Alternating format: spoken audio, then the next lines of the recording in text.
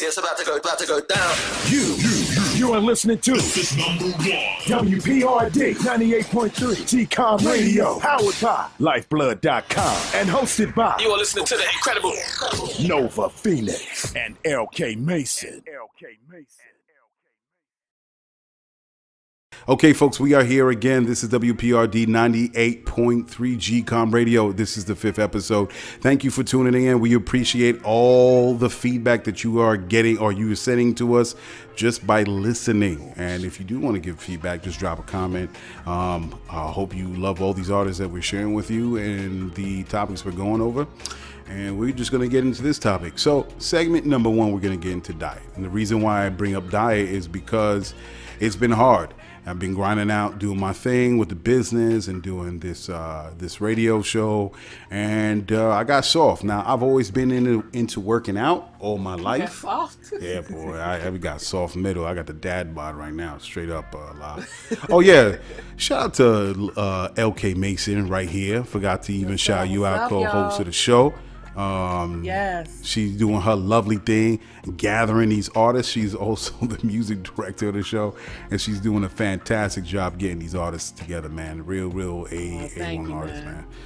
But yeah, man, I've been getting a soft center, man, and because it's been so busy. And, you know, I've worked out all my life. I've gained weight. I lost weight. I gained weight again. So I've been on this yo-yo thing.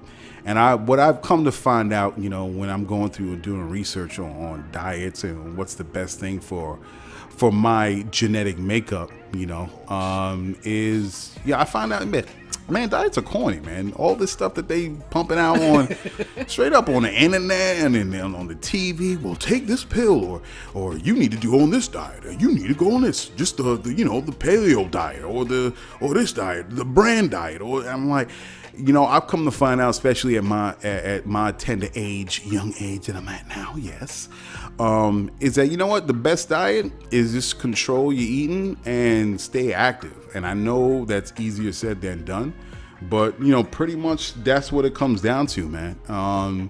And just working out. What we did back in the day, about 50, 100 years ago, what people did was they tilled the fields. They was in the fields, you know, and their activity was, you know, making sure the crops are planted and it grew. And then you chilled out and you did other stuff around your, not village, but your home. Like if you were a farmer or something like that. Now, fast forward, we living in this quote unquote modern society. We don't plant. We buy stuff at the supermarket. And then, you know, we got to work 40 hours a week, 60 hours a week. And, you know, it's hard to keep up. It really is hard to keep up. And you go to the doctor and say, well, you got a high blood pressure and your cholesterol's a little high, so you got to bring it down. Yo, easier said than done, man. When you want to go running, you end up hitting it. I don't really eat Mickey D's. I'm just not a fast food person. But, you know, it's... Well, let me ask you something. Have you always had, you know, felt like you were a little overweight, or were you pretty much average, or you know, skinny, or, you know? I'm naturally a stocky guy, so I've always, you know, when in my younger years, I went from like 215, 230, and it's funny, every 5 years it goes up, my nominal weight. So I've always been a stocky. I ain't gonna tell y'all my weight. Yeah. You don't ask a woman their weight. You don't ask them their age. No, I wasn't going to try to play myself with that. If I want to get an arrow right in behind the head, if I want to get a mallet over the head. Let me tell you, you so silly. Let me tell you why I asked you that, because there are so many people out there who are either self-proclaimed trainers, or they've actually had some training, they've gone to school for it, or they're dietitians or whatever. They've never battled with weight, or if they are battling with weight, they didn't, you know, have those battles, or they didn't occur until they became adults. And that's where, for me, it's like you can't relate to me, because I'm someone who's had this issue since I was a baby, since I was a child. Like, to me, it wasn't an issue. It was everybody else. To everybody else, it was an issue. But to me, it was just me. I didn't understand why everybody else, like, what y'all crazy about? You know what I mean? Like, this is just me. So when you're someone who's been dealing with it your entire life, as opposed to someone who's skinny, and you're trying to tell me how to exercise and how to eat, how can I relate to you? And how do you know my plight? You don't understand. What was your struggle, though? You don't. What was your struggle? My struggle, you know what, I didn't find out until I was 30 years old that I have a condition called polycystic ovary syndrome, and they did blood work, and basically my body does not break down carbohydrates properly. So basically, for me, if I eat one cookie is equivalent to actually eating 10 cookies. God damn, you know, for real? so if I eat 10 cookies, yes. And so basically, for the polycystic ovary syndrome, for my body makeup, I actually should not be eating carbohydrates at all, but I would have to get blood work every week because it's dangerous not to eat carbohydrates at all. So there's so many other things that they want you to do. There's certain diets, you know, you want to try to keep the carbs down low, and then you actually have to exercise like you're an athlete just to maintain your weight, not to lose weight, to maintain your weight. So how are you on a regular day? Oh, like, man, like, you know, when I'm healthy, like, I've been in several car accidents. So when you get in car accidents, you're not able to exercise every day. Every time that occurs, I gain weight. And then when my body heals, I lose weight again because I'm able to be active again, and I'm able to exercise, and I'm able to lose that weight again. What's your typical diet like because of that? Man, you know what? When I found out the condition that I had, I did go on a diet that did work for me. It doesn't work for me now because my body doesn't tolerate the food that's required, but the South Beach diet.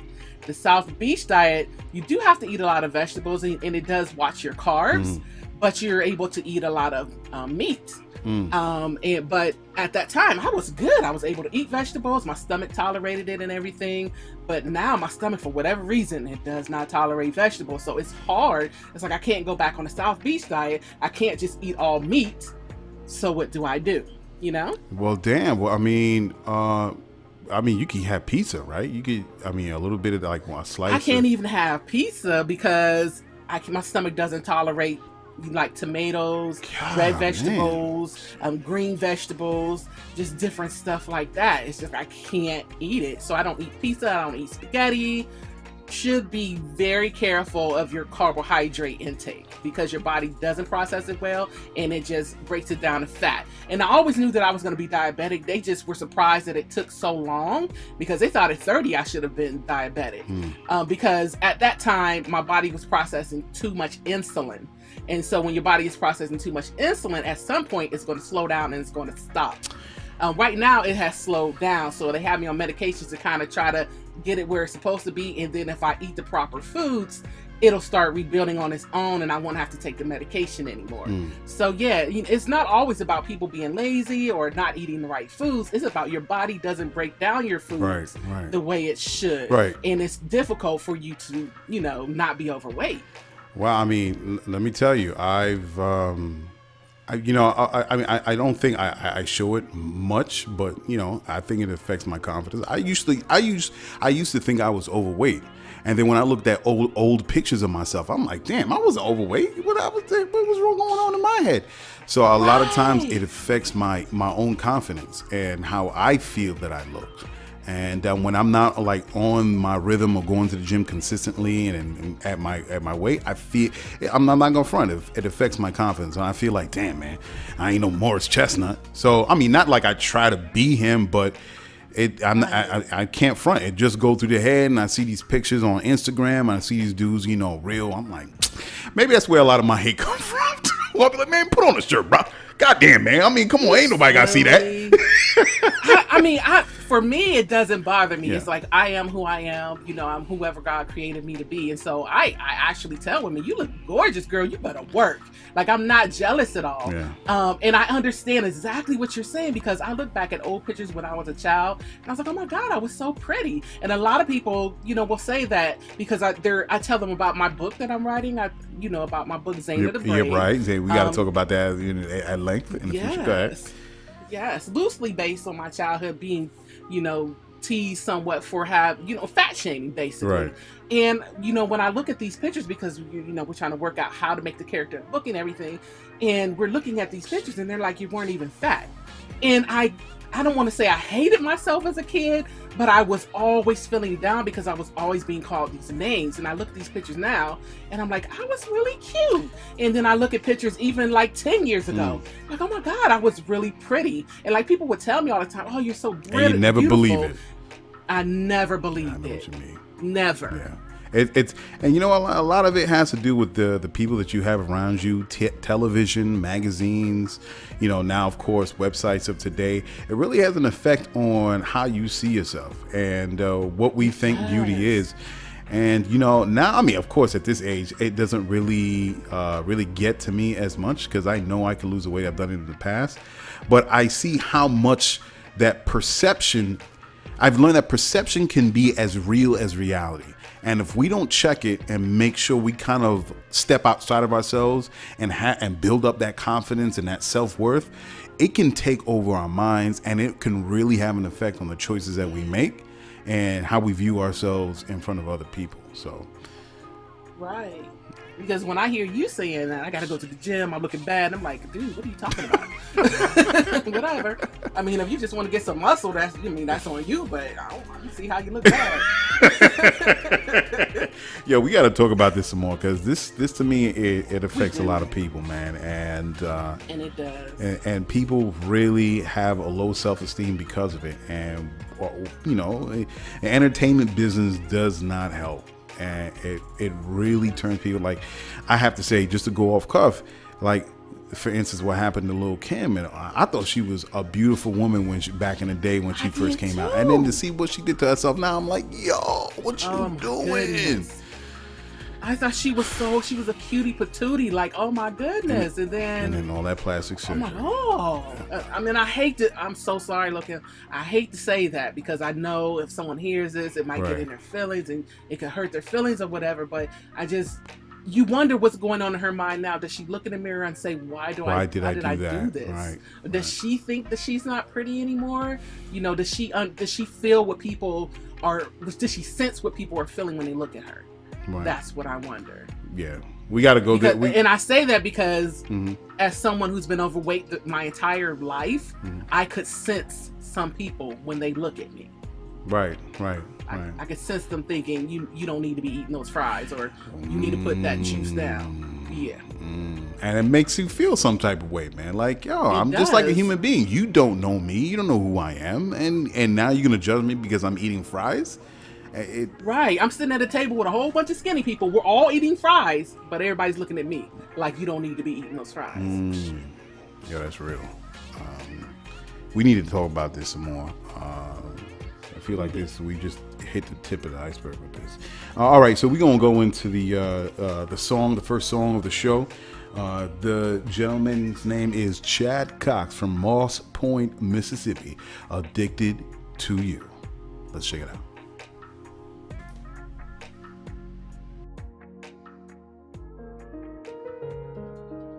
I'm so addicted to you. I'm so addicted.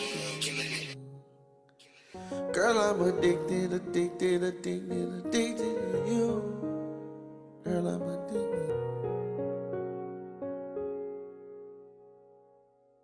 Girl, I'm addicted to you. I'm so addicted to you. I'm so addicted to you. Girl, I'm addicted to you. I'm so addicted to you. I'm so addicted to you. I'm so addicted to you. Every time I hit it, I get more addicted. I love to touch that body and that ass I'm gripping. Our relationship is toxic and we chose to fix it. I did it for you, girl, I know you listening. Write our name in the moon, I'll go the distance. Choose the fame over you, you know I'm tripping. When I'm banged over you, I keep that glisten. Girl, I ain't just talking when it come to our love. Put our hands up together, you the one that I trust. Made a promise and I kept it, always trying to do better. I'm days with you, girl, when I'm cold, you my sweater. Oh, I know they gon' hate to see us together. You held it down through the stormy weather. This is different, you fucking with that real love. That never leave you out to drown and let me seal trust. Supposed to eat what you killed, that I killed. I'm addicted to you. I'm so addicted to you. I'm so addicted to you. Girl, I'm addicted to you. I'm so addicted to you. I'm so addicted to you. Yeah. Listen. I'm so addicted to you.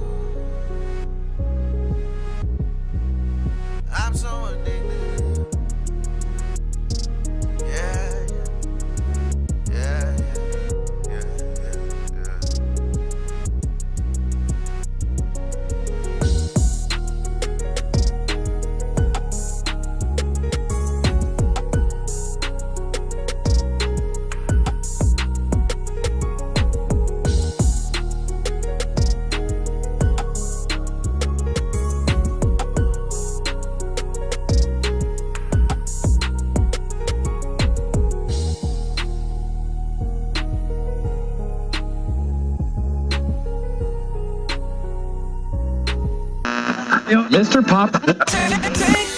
This is GCOM Radio, powered by Lyfeblood.com. Come join, be a Lyfer.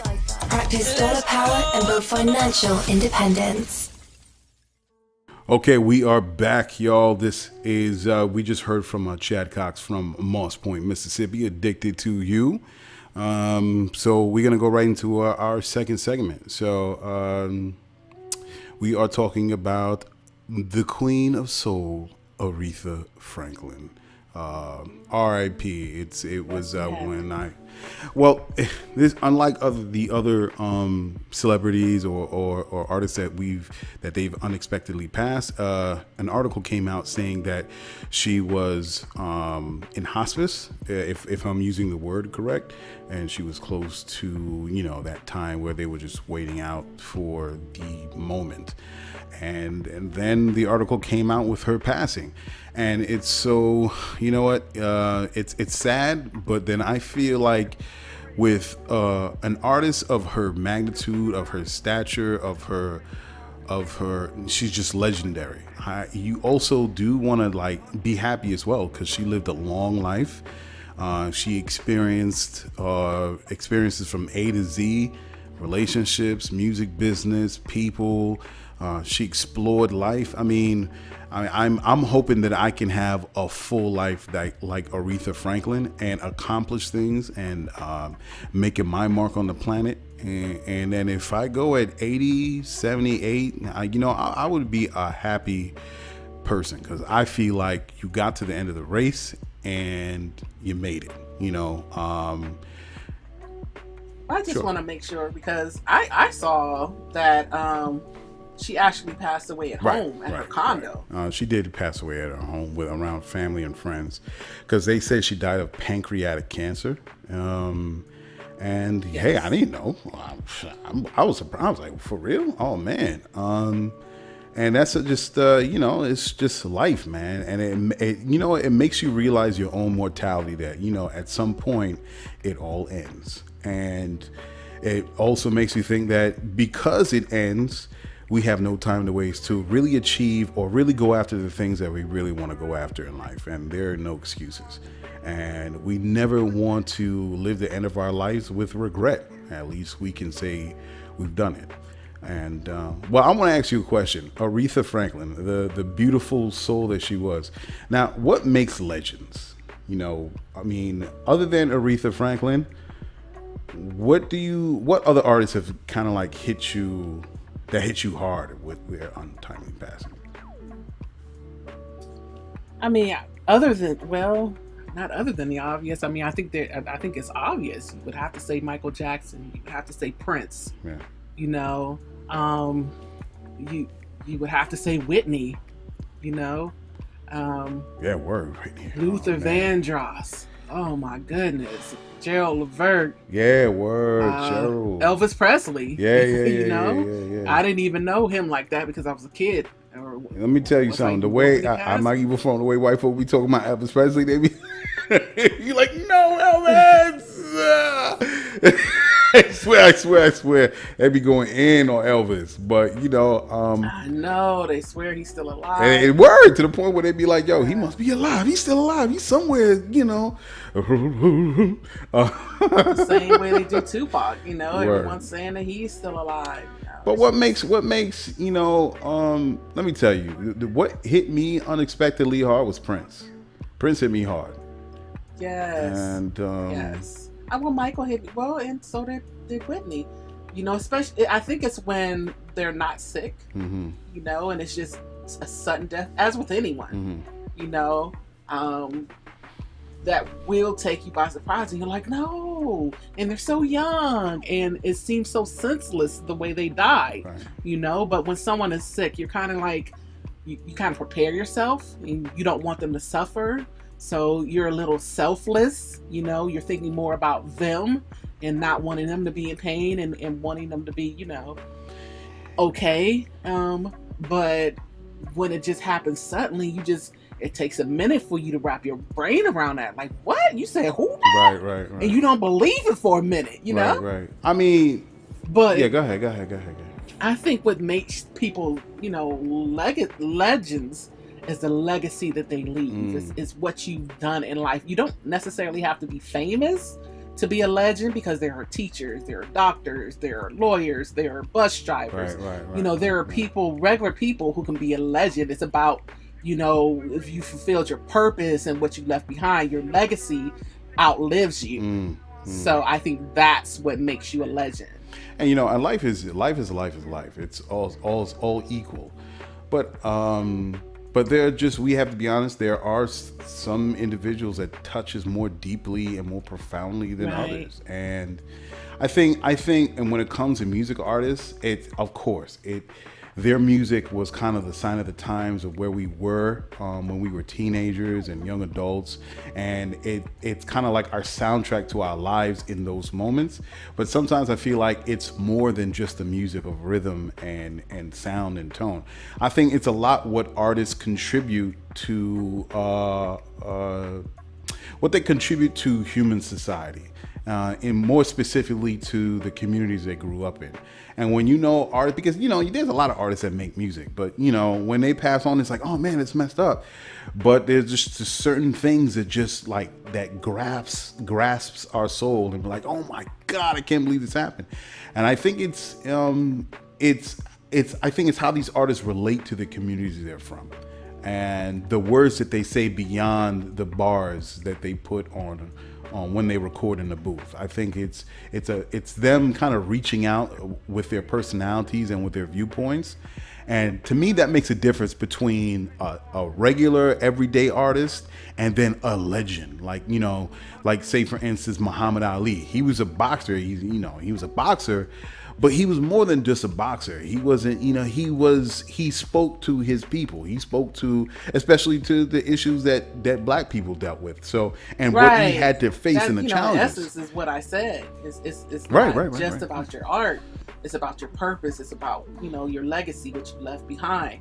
And like I said, your legacy lives beyond you. So, for example, your legacy could be, like Oprah sent all of those young men to college. That's her legacy. What they go on in life to do, what they go on in life to become, that's still Oprah's legacy, because she helped them to get to where they are. And what was the artist's name? She was from the UK and she died. Nas made a record with her. No. I'm gonna go on to rehab, and Amy Winehouse? No. Amy Winehouse. Oh my God. Yes. Now it was a blow to people. I think a lot of people knew she had issues, but for her to go so unexpectedly and in such a way that, she couldn't kind of get pulled out of that depression that she was in, that drug her down deep, or, that pulled her down deep into herself, into that dark hole. Amy Winehouse, to me, was like, I felt so, it saddened me, because she was such a shining star, and then not being able to kind of get the help that she needed so she could reach her potential. I think that is a part of the sadness that comes with, seeing stars go unexpectedly. And I think that's a part of the sadness, that, she didn't get to be everything that she could have been. Right. And you can say the same thing for Aaliyah. It's like, oh my goodness. Aaliyah, what? Yes. Oh, and Biggie, and as you said, Pac, and where were you when Biggie died? Where was I? Yeah, do you remember? I don't.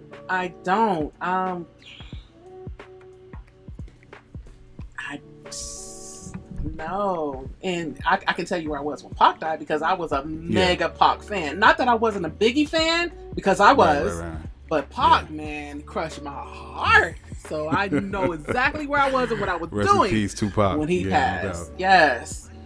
I think I was laying in bed with Biggie, man. I was laying in bed, and I woke up to the radio going, and I was like, and they said, yeah, Biggie passed away. And I was like, what? Biggie is dead? And it was like, yeah, it was something else with Biggie and Pac. But that's what it saddens me every time when a celebrity or someone that really touches our heart with their music and what they say and what they do. It's a sobering thing because there's so much that we need to accomplish, not just me, but you, Latasha, and it's like you're like, whoa, before that happens, I got something to do. You know what I mean? But yeah, any last words for you about that? No, man, it's just rest in heaven, Aretha. You know, I'm glad you don't have to suffer anymore. Yeah, no doubt. And I feel she lived a full life. I feel like she was still young, but I feel like she lived a full life. What is it about people when you hit 80 years old? They're like, oh, she lived a full life, but she's 76, and they're like, oh, she died too soon. That's what? That's a 4-year difference. Like, it's like 8 years. What are you talking about? It's 8 more years, and they saw the end. I'm like, yeah, I know, man. Oh, I thought she was 76. No, I'm just saying in general, like, when you say the difference in okay. span. When he's like, wait, she lived a full life in her 80s, but now you in the 76, it's like, oh, it's too soon. Right. I'm like, come on, give me a break. But yeah, man. Makes you, it's so much we got to do, man. There's so much that we got to do in life and to accomplish, man. I know when Aretha, like artists like Aretha Franklin passes, it just makes me think that, this is one trip. And where we are in life, there's a lot of things that we got to do before we go into the after. So love you, Aretha. Love you so much. Thanks for the music. Thanks for everything that you gave us. So on that note, there's a new artist that we have an artist that we want to introduce. The artist's name is J3. Wow, that's an interest. I was reading that before, and I was like, J3. I don't know how do you say that. Okay, so we are getting into J3 from Pascagoula. You need to say that. Pascagoula, Mississippi. Oh man, that's some down country. Back. They can fry some chicken. They can cook some greens. And some gumbo, Mississippi. Yo, shout out to down south, man. All love, it's all love. But I was like, Pascal, what? I'm reading on my computer. The name of the song is Wrist Candy. Let's go for it. Oh man, I was like, Pascal, what?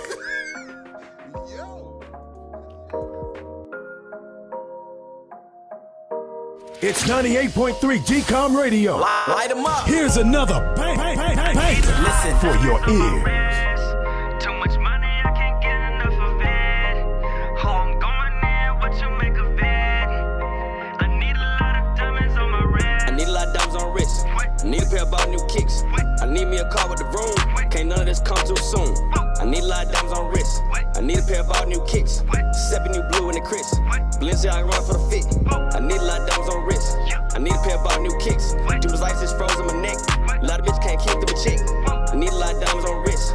I need a pair of all new kicks. So much money it'll make a nigga sick. Spend time in the bank for a bit. Benjamin Franklin, I'm thanking.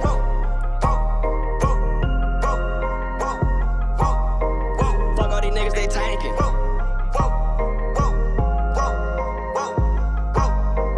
I keep it lit like the bubble, but light. I'm the one that she gon' be with at night. She come to your back door creeping, sneaking, geeking. Now y'all was having a fight. I made up of nothing but might. I look and I see her the light. I see the bitch all this, not just the walk, and think I might take me a bite. And I got the sauce that she want, and I got the dick that she need. I'm about to be wealthy, pockets is healthy, country so keep all them greens. I keep it 100 the vision, cause ain't nothing about me that's split. They niggas that hate me, they wanna forsake me, I pity you, so not hard feelings. I see a lot of niggas that really need to stop stunting just for the social, thinking that's gonna make them hot. Out here thinking opposite, they think they is, but really not. Wanna keep me from my money, but I'm going like non-stop. I need a lot of diamonds on wrist. I need a pair of all new kicks. I need me a car with the room. Can't none of this come too soon. I need a lot of diamonds on wrist. I need a pair of all new kicks. 7 new blue in the crisp. Balenciaga run for the fit. I need a lot of diamonds on wrist. I need a pair of all new kicks. Judas ice is frozen my neck. A lot of bitches can't keep them a chick. I need a lot of diamonds on wrist. I need a pair of all new kicks. So much money it'll make a nigga sick. Spend time in the bank for a bit. A lot of diamonds on my wrist. I know what niggas saying for. Am I here about to get it? Stacking money to the floor. bro, been pushing for a minute. Y'all roll over, see how y'all croak. Y'all looking like a frog. I been splurging in the mall. Salt your wet. Later with a bitch, she got that wet. Good, I went to school, I count a check. She think a nigga cute, I pass the test. I pull up on my niggas, they say bet. You say bet, I don't even need to die about my damn respect. I already got it, best believe that a nigga blessed. Too strong for these niggas, did you check my damn respect? Did you check it? Whoa, I know that I gotta go. A couple minutes till a nigga blow. I done partied so much, I'm on the floor. Living in this life, that's how it go. I need a lot of diamonds on wrist. I need a pair of all new kicks. I need me a car with the room. Can't none of this come too soon. I need a lot of diamonds on wrist. I need a pair of all new kicks. Stepping new blue in the crisp. Balenciaga run for the fit. I need a lot of diamonds on wrist. I need a pair of all new kicks. Too much ice is frozen my neck. A lot of bitch can't keep through a check. I need a lot of diamonds on wrist. I need a pair of all new kicks. So much money it'll make a nigga sick. Spend time in the bank for a bit. I need a lot of diamonds on my wrist. Too much money, I can't get enough of it. Oh, I'm going in, what you make of it? I need a lot of diamonds on my wrist. Yes, you have just heard J3 from Pascagoula, Mississippi. I got it right this time. I got it right. Yeah, man, we are back with the third and final segment of the show, and we're just here to talk about Lyfeblood a little bit, kind of picking up as a part 2 from last week, explaining what Lyfeblood was about. But we are introducing a new feature that is, God willing, will be live this coming Wednesday, and I'll definitely just check it out to our social media and Lyfeblood at Lyfeblood, pretty much any social media platform, and we will let you know when we have gone live. So just to talk about that a little bit, it was kind of inspired by the conversation with Lyor Cohen. Everybody knows who Lyor Cohen is in the music business, and he was on Power 105 talking about where the music business is currently, and how it's changed since, how it's been in the last 15 years, 10 years, especially in the last 10 years in this digital era, that the way they used to work no longer exists. Now we are in the digital era. People are, digitally downloading their music, mostly streaming now, and they have to find new ways of how they are going to survive. And he made mention of YouTube, of course, because a lot of people watch their videos on YouTube, and a lot of music streaming sites. And there was something else that he mentioned too as another avenue of getting the music out there. But what he was trying to get at was, what will be the next new record labels of the 21st century? He has an idea from where his company is coming from, but again, we're trying to find what will be the new face, or the new business model of the 21st century record label. And that kind of inspired me, and this is a thought that was always on my mind, but listening to that interview kind of opened me up to that. And then another article, of course, letting y'all folks know I was never a big fan of music streaming. I'm talking with all my friends and family. My thing is, as an artist of the yes, I used to be an artist back in the day. I always try to look out for artists that's in my group, because I used to be an artist. So, and looking at music streaming, and listen, I just don't believe in music streaming, especially how their payment model goes. Now, of course, as we know how music business used to go, they used to sell, records, wax, as other people know them, tapes, and then CDs, and there was MP3 players and all this. Now we're kind of getting to digital downloading. The music business kind of advancing, and I thought that was a great setup, because digital downloading was from the artist to the fans, and I was like, this is perfect, especially after coming off of Napster, and it was this big hoopla and this whole thing with people file sharing, and it was just getting out of control. I totally understood where that was coming from. But then digital downloading kind of took over what iTunes. I would say, hey, great, people can sell their music for $1 per song, or buy a whole album. They left that up to the fan, or to the music buyer. And then before digital downloading could get their feet wet, or just kind of like fit comfortably in the pocket, all of a sudden you this new technology came out with music streaming. So music streaming as it goes, folks. So this is my thing. I did a little research, and it's not just coming from me, but there are plenty of articles when you search online how there's a lot of artists, a lot of writers and authors that have written on many different websites talking about how music streaming just doesn't cut it for artists. Okay, so just doing my little research, understanding how music streaming is. Now, okay, this is why I don't like music streaming. You just hang in with me here because it's pretty simple. It's not that serious. So, okay, per stream is what? How much to Spotify or any music streaming website? They pay per stream 0.006.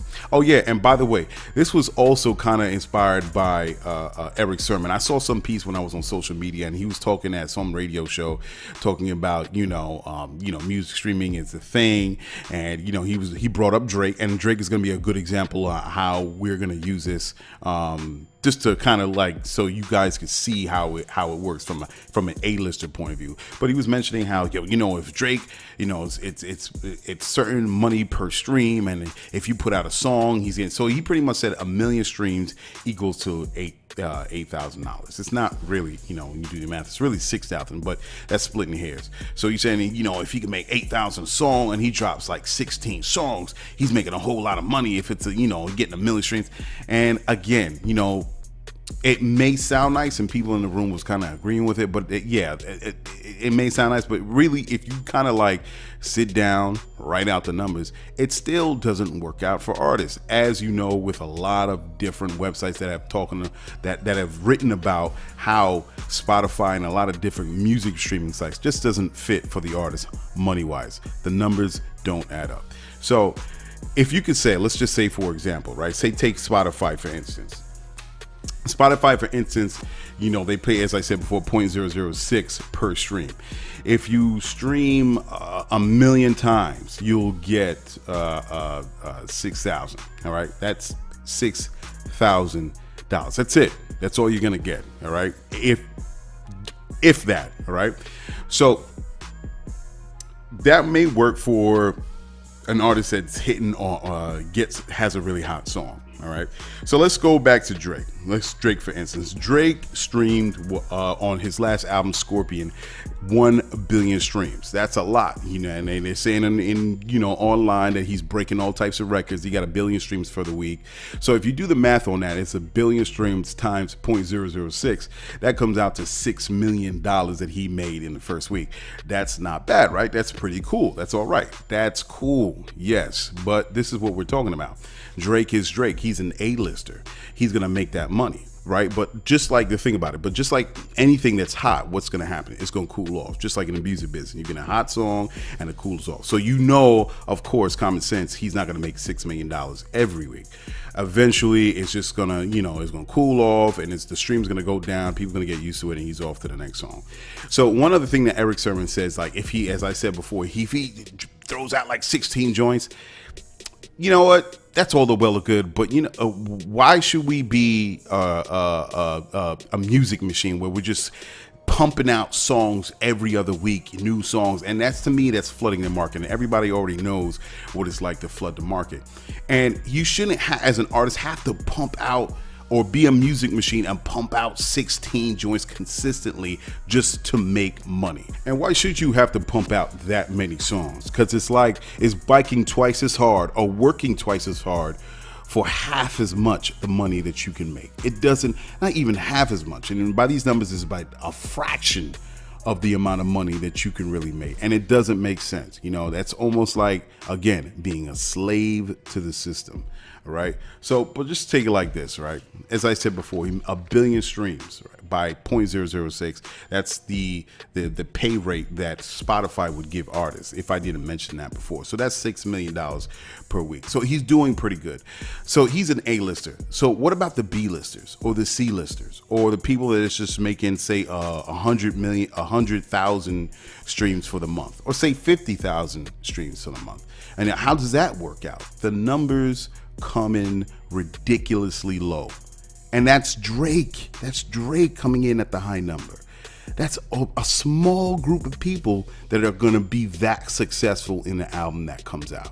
And that was kind of fluke sometimes, because if everybody knows the song Kiki, that came out of nowhere. You had a social media influencer just jump out the car, dance, and all of a sudden it went viral, and then everybody started doing it, and that's kind of what picked up the momentum for Scorpion to really sell as much as it did.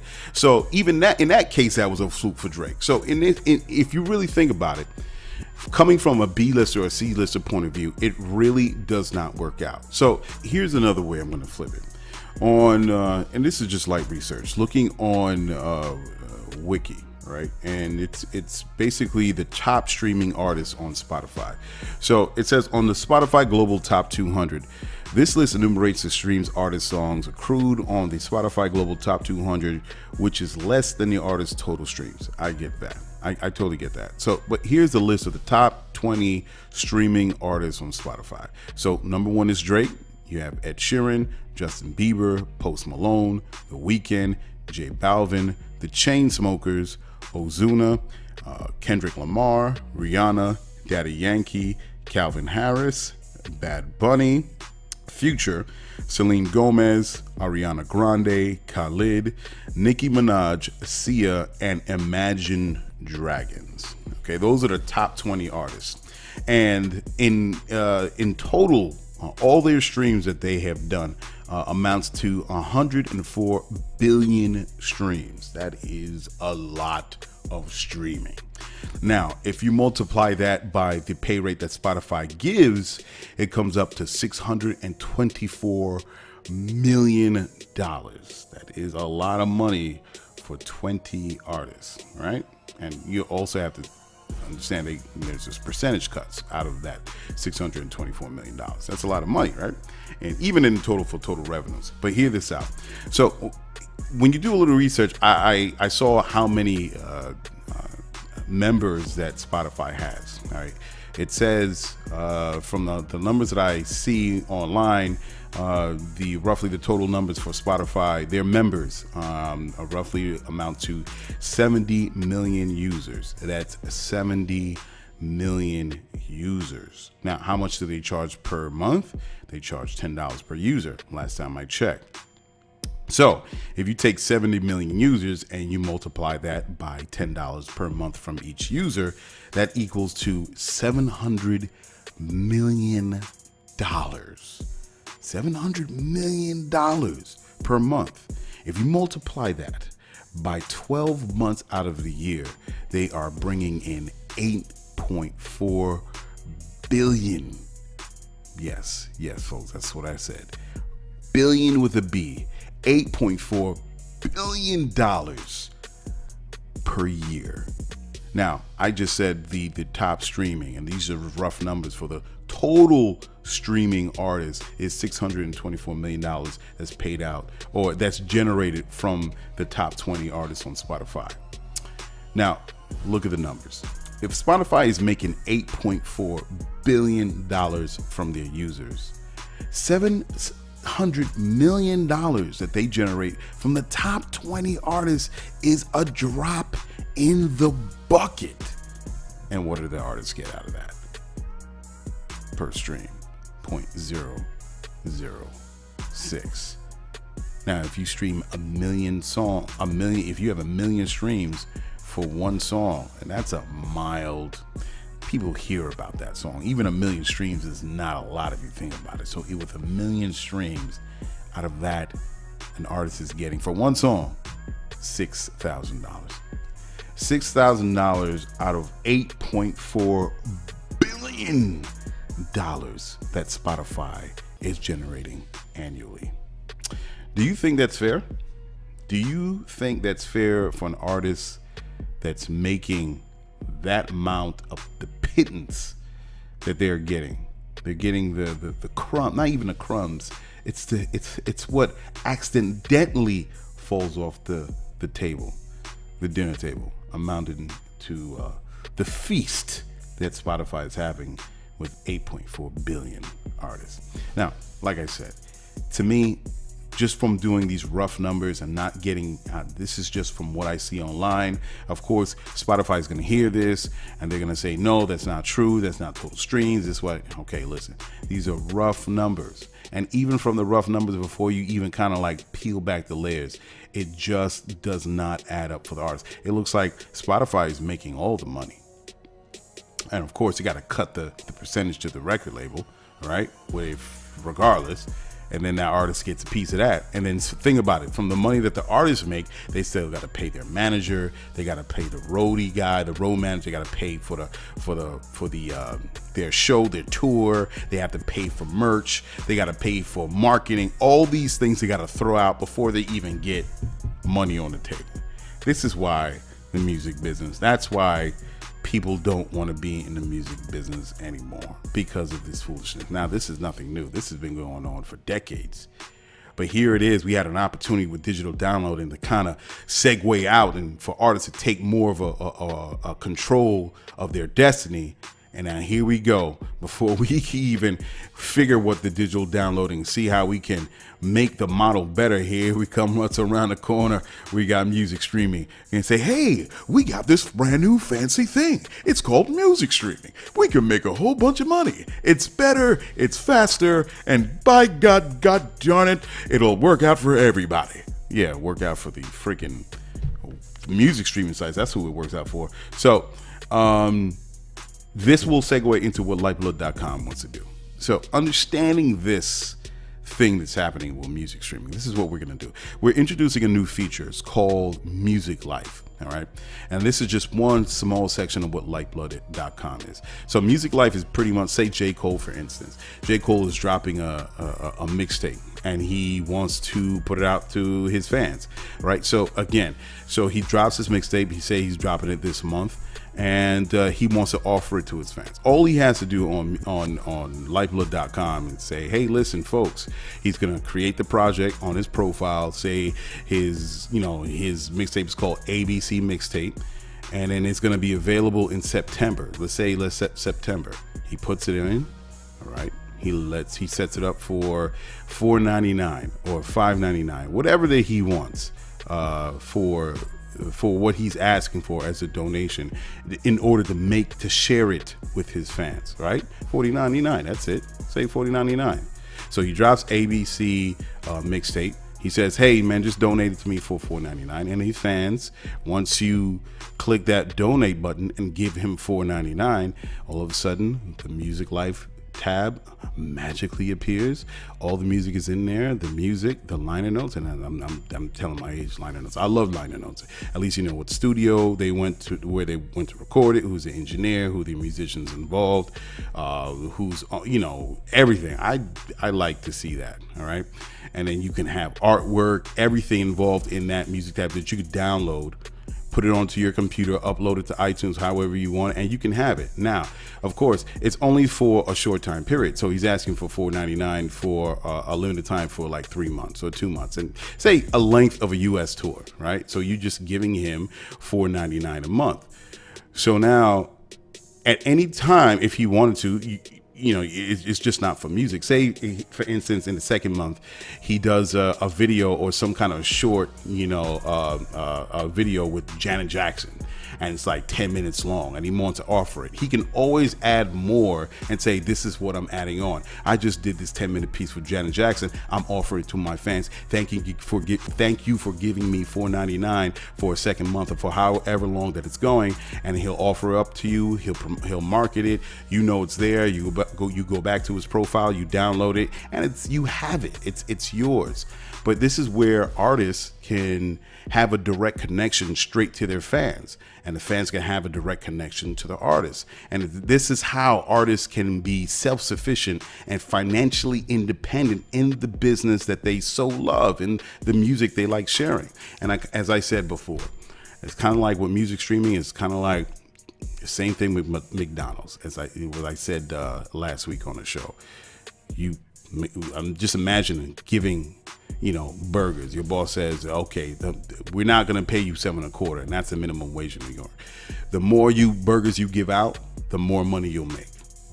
Now, if you can understand that concept of it not being fair for people that work at McDonald's, why should it be fair for the artists when they're on music streaming sites? This is what Lyfeblood wants to change. This is how Lyfeblood is going to offer financial independence to the artist, and they can have a direct connection to their fans. And they'll be able, and say for instance, here's the thing. Once that promotion is done, I forgot to add, once that promotion is done, you can stop donating that money. Now, you can either totally stop it, or you could reduce it to just $1 per month. $1 so this artist can do what they need to do in order to live their life. And as Latasha said last week, if you got 150,000 fans, not everybody's going to donate, but out of 50,000 fans, out of that 150, just gives them $1. That's $50,000 that's going straight to that artist in order for them to do whatever they want to do, in order for them to sustain themselves to do their music. And I think that's a beautiful thing. So that's the new feature of Music Life as for Lyfeblood.com. And this is a new thing, experimental, but we're going to get artists on board to really work this out. And I know it can work. It's solid. It's a no-brainer, and it's it can't get simpler in how artists can be self-sufficient and financially independent, and they can free themselves from this straight up ripoff of how music streaming is. So that's what it is. And as far as the next artist is SoFresh Yung Coleman from Warren, Ohio. Shout out to Warren, Ohio. Latasha, it's your people. He's bringing it live. His name again is SoFresh Yung Coleman, coming with Real One.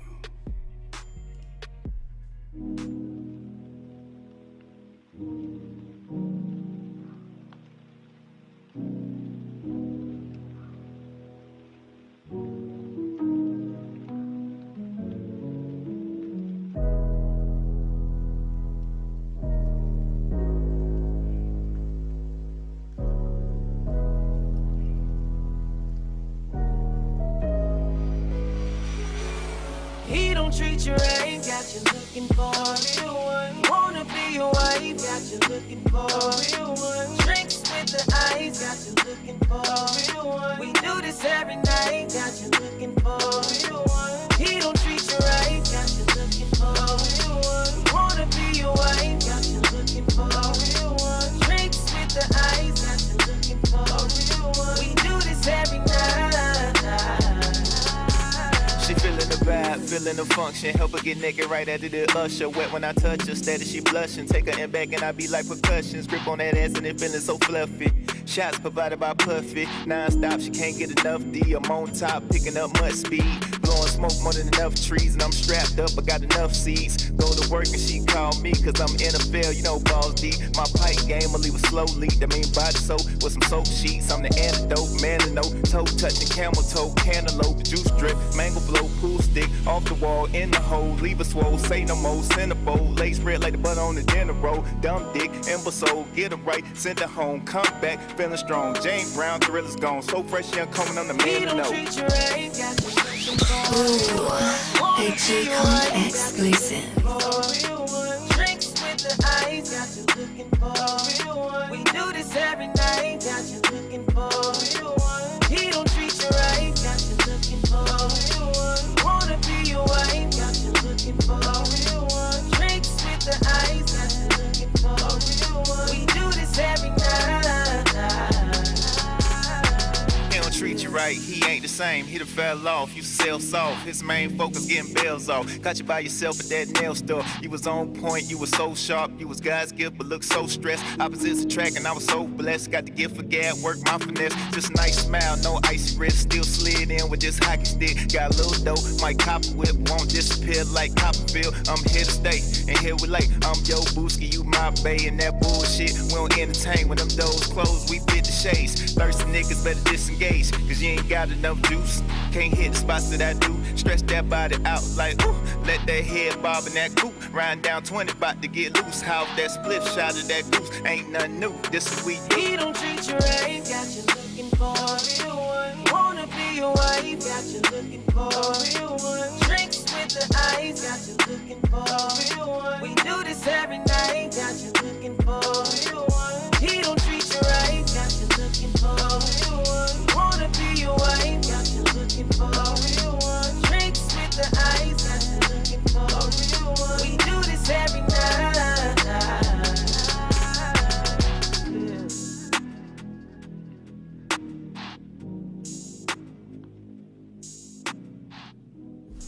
Okay, y'all, we are back. We just finished listening to SoFresh Yung Coleman from Warren, Ohio. Real one. Dub City in the house. That's whoop. So yeah, man, we gonna get out of here, man. We appreciate you, the audience, listening in to the show, the 5th show.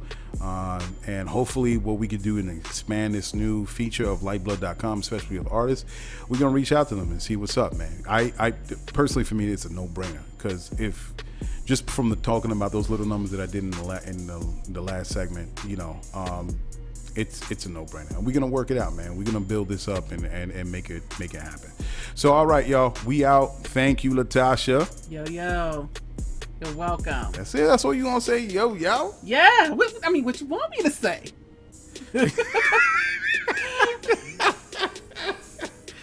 Yeah. I think you're gonna be like, shout out to my people, you know, my man boy, I don't know. Shout out to, you know, Fufu Fifi, I don't know. Oh, yeah, I didn't know, boy.